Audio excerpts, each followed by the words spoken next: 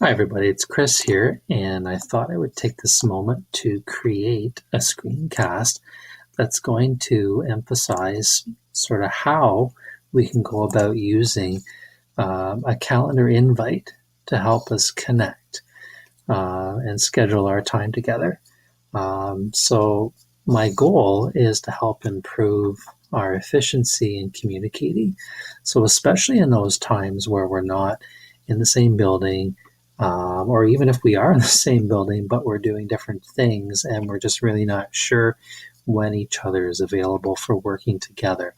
I think this will probably be a good tool, especially if, when you're on a computer, be it your teacher device or a school computer, if you have an iDevice, phone, or an iPad, and you're online checking mail and looking at a calendar, I think it will be a real quick and easy way for us to stay connected. So let's say that you would like to create an event. So what I'm going to do is I'm going to head into my calendar feature here. And before I do it, just one thing in advance. So if you are using a mail feature, so in order for this invite to work in terms of your calendar, make sure that you are connected to your UCDSB email when you're using your mail app. So let's head into the calendar portion, calendar feature, and I'm just going to go here to a random date where it's currently open and blank. So here on October 5th, let's say that you or I wanted to create an event. So what I'm going to do is I'm going to go in here, we'll give it a title, and let's just say, I'm just going to say that I'm available. I'm just going to put Roxmoor for now. We'll just say that. And let's say that it's during the morning. So let's say I roll in around 8 o'clock and I happen to be available for the morning right up to about lunch hour. So we'll set that as the end time. And then under my calendar feature, and this is important, so that is here under the calendar feature. When I press on that, I'm going to get up here at the top, you can see it says UCDSB email. So these are a bunch of calendars that I've created to help sort my activities. Anything from things, kind of the personal home stuff up into any other things that I happen to be doing. It's this calendar here, the calendar or the UCDSB calendar. That's the one that when you create invites, other people are able to see. The ones at the bottom, now there's also an iCloud calendar. So that's the calendar. These are the ones that would back up or are visible in iCloud. So if you're an Apple user and you use iCloud, then you can send invites through that as well.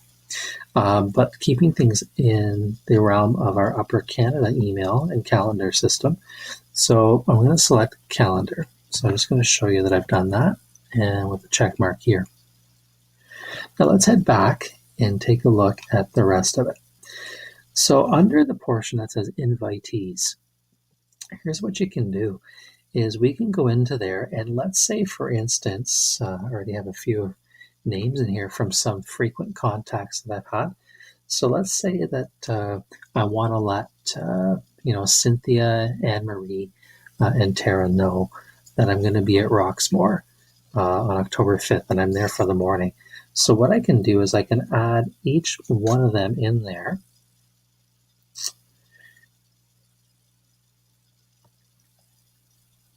And it should automatically populate if you've been having conversations. For some reason it's not, oh, there it is. It took a little while.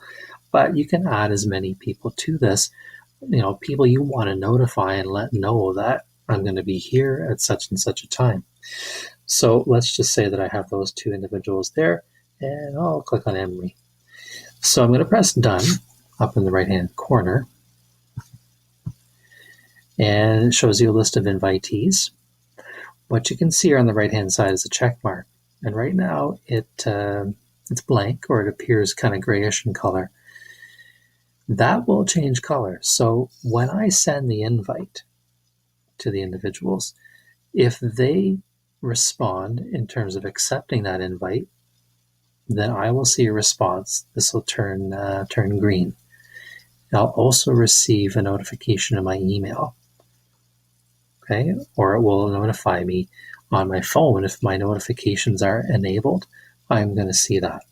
So you can see the number of invitees. The alert is for you. That's just a personal notification of how much time you have before that time. So you can set that if you like. And then show as, meaning that during that time frame you're going to be busy, right? Or you can set it to being open. So if you want people to know that you're open during that time or during that event, that they can still contact you and or schedule with you. So I'll just put it as we're being busy. So once I add that, okay, so that's going to immediately populate your calendar. And that is immediately going to send that invite to the people that you've listed. Okay, so because I don't want to confuse anybody, I'm going to go in here and we'll just show you the screen for now. And you can see, I actually put that onto, it overlaps with an appointment. There's a conflict there. And more to say about conflicts when we look at scheduling in Outlook. You can see here that the people who've been invited haven't replied yet. But once they do, this screen will then show that they've accepted that event. The great thing about it is that it then not only does it populate your calendar, but it also shows up in their calendar as soon as they accept or decline, etc. Okay, so if you do happen to decline an event, there is an option for you, and I'll show you that. I'll show you an example of that. I just want to delete this here for a moment. You'll have to pardon the phone. That's just the home phone ringing in the background.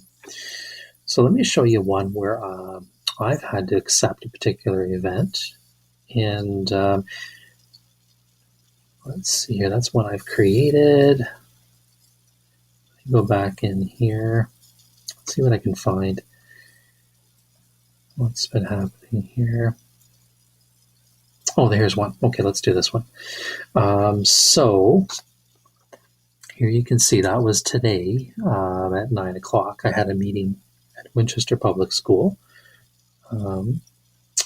So I don't think there's any information here that can't be shared. So for this particular meeting, an executive assistant sent out an email with regards to that appointment. And these were the people who were invited to that meeting.